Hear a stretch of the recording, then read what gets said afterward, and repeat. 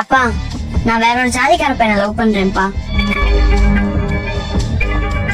ஓ, அப்ப நான் பார்த்த பையன் உனக்கு பிடிக்கல, நீ விரும்புற பையனை தானே கல்யாணம் பண்ணிக்கணும்னு ஆசைப்படுற. ஆமாப்பா. இந்த ஏரியால சுந்தரத்துக்குன்னு ஒரு மரியாதை இருக்கு. சுந்தரத்தோட பொண்ணு வராளேன்னு சொல்லிட்டு அந்த மரியாதை உனக்கு கொடுக்குறாங்களா? தெரியும்பா. இப்ப நீ அந்த மரியாதையெல்லாம் கெடுத்துட்டு எவ்வளோ வேற ஜாதிக்காரனை இழுத்துட்டு நீ ஓட போற.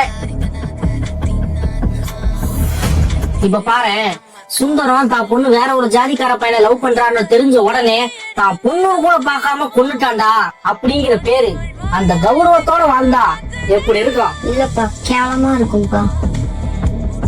அதை விட சுந்தரம் தான் பொண்ணு லவ் பண்றது தெரிஞ்சு காஃபில விஷத்தை கலந்து குடிச்சு தற்கொலை பண்ணிட்டான்றது இன்னும் கௌரவமா இருக்கும் இல்லப்பா?